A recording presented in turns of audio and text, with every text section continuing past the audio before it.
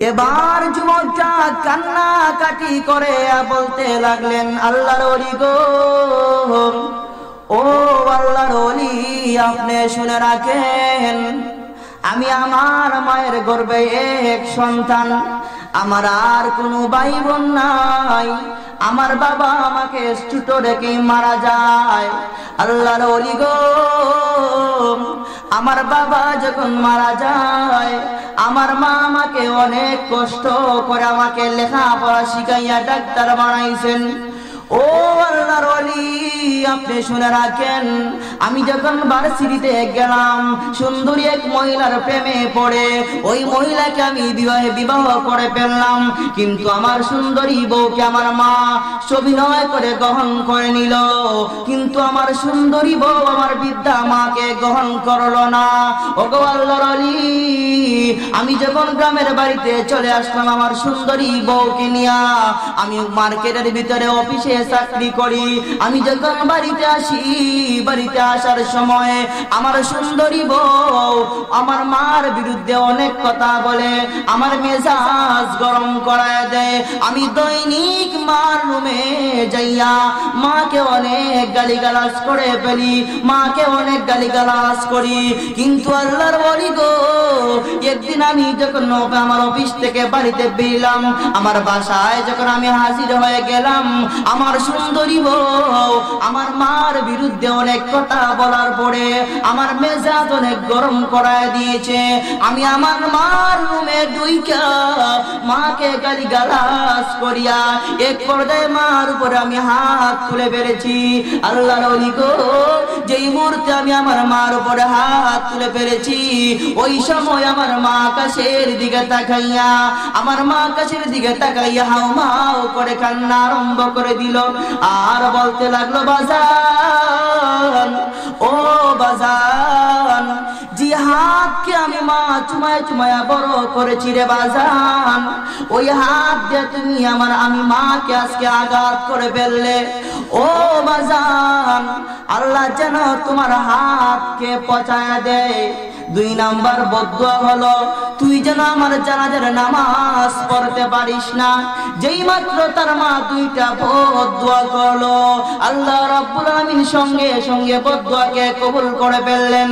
এবার ওই ভদ্র লোকটা যখন অফিসে চলে গেল, অফিসে চলে যাওয়ার পরে বাড়ি থেকে টেলিফোন এসেছে, সাহেব তোমার মা দুনিয়া থেকে বিদায় নিয়ে চলে গেছে। ওই লোকটা চোখের পানি ছেড়ে দিয়া কান্দে, আর আল্লাহর ওলিকে লক্ষ্য করে বলে, ওগো আল্লাহর ওলি, আমার মাকে যখন আমি হাত দিয়ে আঘাত করে ফেলেছি, তখন থেকে আমি শুনলাম আমার ভিতরে ভিতরে বাড়ি পাইল, আমার মার দোয়া যেন কবুল হয়ে গেছে।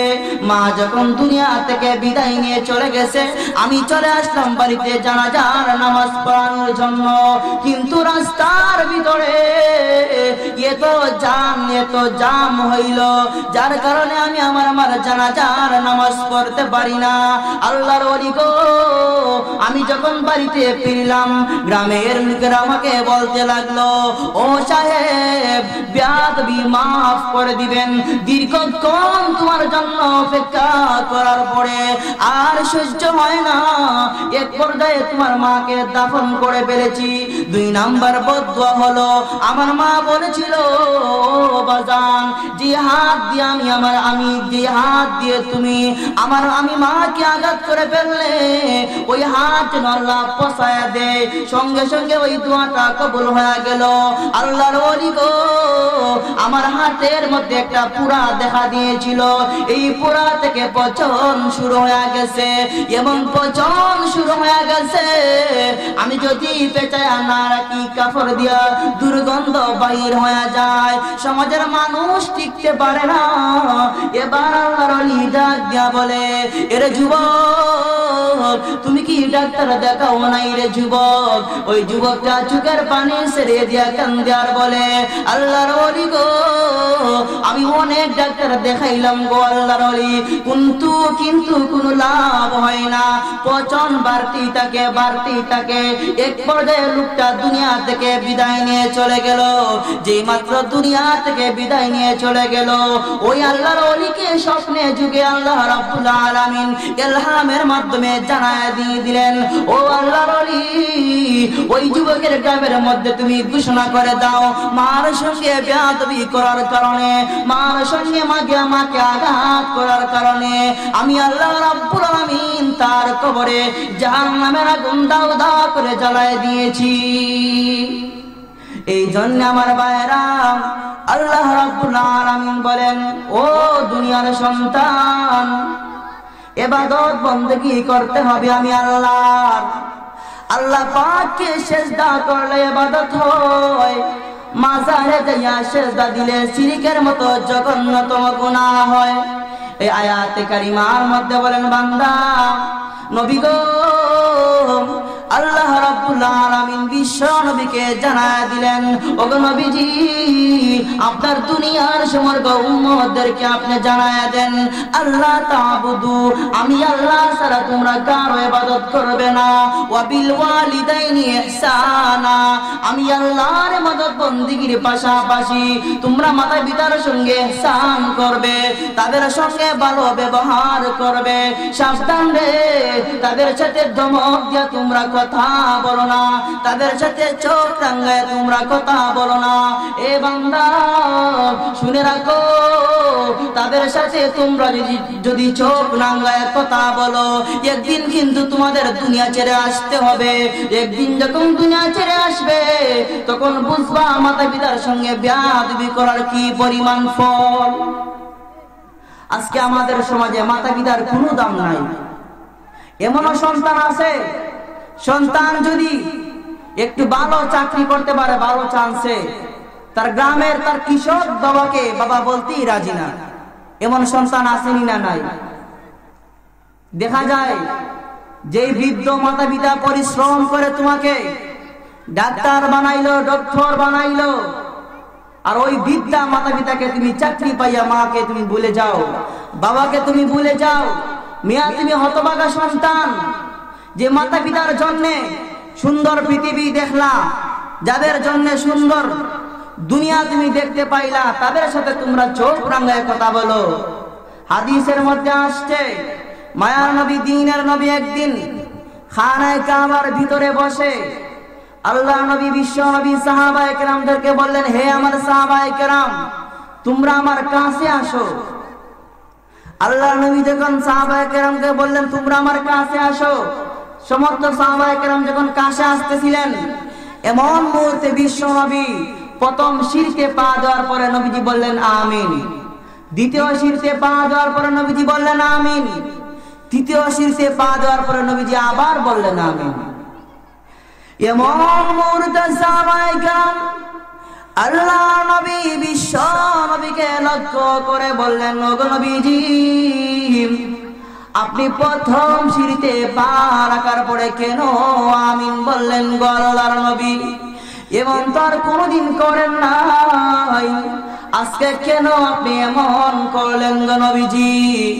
আল্লাহ নবী বিশ্ব নবী ডাক দিয়া বলেন, সাহাবীরা রে, হে আমার সাহাবায়ে কেরাম, এই মুহূর্তে জিবরাইল আমি বিশ্ব নবীর কাছে আগমন করে জানায় দিল, নবী গো, আপনার দুনিয়ার সমগ্র উম্মতদেরকে আপনি জানায় দেন, যেই যুবকের সামনে আপনার নাম উচ্চারণ করা হইল, আপনার নাম শোনার পরে যেই যুবক আপনার উপর দুরূদ শরীফ পড়ল না, ওই যুবক যেন ধ্বংস হয়ে যায়। আপনি বলেন আমিন। নবীজি দ্বিতীয় সিঁড়িতে পা দেওয়ার পরে কেন আমিন বললেন?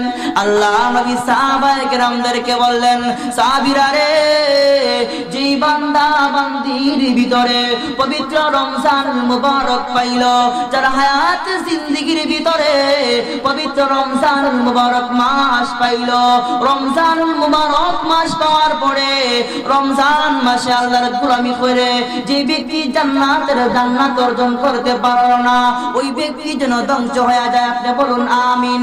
তৃতীয় সিঁড়িতে পা দেওয়ার পরে নবীজি কেন বললেন আমিন? সাহাবায়ে কেরামদেরকে বললেন, সাহাবীরা রে, জিবরাইল আমাকে জানায়া দিল, ওগো নবীজি, আপনার দুনিয়ার সমগ্র উম্মতদেরকে আপনি জানায়া দেন যে যুবকের হায়াতে জিন্দেগীর ভিতরে তার মা অথবা তার বাবা দুনিয়াতে জীবিত ছিল, মাতা পিতার খেদমত করার পরে যে ব্যক্তি জান্নাতের মালিক হতে পারলো না, ওই ব্যক্তি যেন ধ্বংস হয়ে যায়। আপনি বলুন আমিন। এই জন্য আমার ভাইরা তাকায় দেখুন, আল্লাহর নবী, বিশ্ব নবী, যেই নবীজির সামনের পিছনের সব গুনাহকে মহান আল্লাহ মাফ করে দিয়েছিলেন, ওই নবীজি তার বিদ্যা মাতাকে কি পরিমাণ খেদমত করেছেন। মায়া নবী, দ্বীনের নবী, একদিন জিরানা নামক স্থানে বসে আছেন। এমন মুহূর্তে তাকায় দেখেন আল্লাহ নবী, বিশ্ব নবী বসা থেকে উঠে গেলেন। বসা থেকে উঠিয়া মায়ার নবী সামনের দিকে দৌড়তে আরম্ভ করে দিলেন। সাহাবায়ে কেরাম পিছনের দিকে তাকায় দেখে একটা বৃদ্ধা মহিলা চলে আসছে। এই জন্য মায়ার নবী, দ্বীনের নবী বসা থেকে উঠিয়া নবীজির নবুয়তের চাদর মাটিতে বিছিয়ে দিলেন বসার জন্য। আর বৃদ্ধা মাকে বলতে লাগলেন, মা গো, আপনি কেন কষ্ট করে চলে আসলেন? আমি বিশ্ব নবীকে কবর দিলেই তো আমি যাইতাম।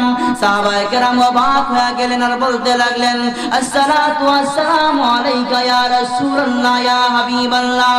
ওগো নবীজি, কে সেই মহিলা?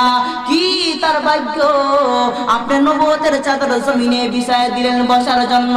কি তার পরিচয় গো আল্লাহর নবী? আল্লাহ নবী ডাক চোখের পানি ছেড়ে দিয়া কান্দে আর বলে, এই আমার সাহাবায়ে কেরাম, তোমরা আগে থেকেই জানো আমি বিশ্ব নবীর মা অনেক আগেই দুনিয়া থেকে বিদায় নিয়ে চলে গেছে। সাহাবীরা রে, তোমরা সব অবশ্যই জানো রে সাহাবায়ে কেরাম, একজন মহিলা আমাকে দুধ পান করাইয়া বড় করেছে, ওনার নাম কি? সাহাবায়ে কেরাম বলেন, ইয়া রাসূলুল্লাহ, ইয়া হাবিবাল্লাহ। ওগো নবীজি, উনি তো হলো হালিমাতুস সাদিয়া। সাহাবায়ে কেরাম বলেন, এ সাহাবায়ে কেরাম, শুধু হালিমাতুস সাদিয়ার নাম শুনেছো, কোনদিন চোখে দেখো নাই, আজকে দেখে নাও। নবীর নবুয়তের চাদরের মধ্যে যেই মহিলা বসলো, উনি আর কেউ নন, উনি হলো আমার দুধ মাতা হালিমাতুস সাদিয়া। নবীজি যদি দুধ মাতার খেদমত এমন ভাবে করতে পারেন, আপন মাকে পাইলে নবীজি কি পরিমাণ খেদমত করতেন। এই জন্য প্যারে হাজিরিন, আজকে আমাদের সমাজে মা বাবা অবহেলিত, মা বাবার কোনো দাম নাই। ফেসবুকের মধ্যে দেখা যায় মা বাবাকে সন্তান বৃদ্ধাশ্রমে রাখে। লন্ডন, আমেরিকায় বৃদ্ধাশ্রম খোলা হয়, যেখানে মা এবং বাবা যদি বৃদ্ধ হয়ে যায়, সেখানে তারা সরকারের দায়িত্বে তাদেরকে লালন পালন করা হয়। আজকে আমাদের সমাজেও সন্তান ব্যাংকে চাকরি করে, ডক্টরের চাকরি করে, আর্মি বিডিআরের চাকরি করে, তার সন্তান মাকে বৃদ্ধাশ্রমে রেখে দেয়। আল্লাহ রাব্বুল আলামিন যাদের আব্বা আম্মা দুনিয়াতে আছেন, মা বাবার খেদমত করে আমরা সবাই যেন জান্নাতের মালিক হতে পারি। সবাই বলেন আমিন। ওয়া আখির দাওয়া আলহামদুলিল্লাহি রাব্বিল আলামিন।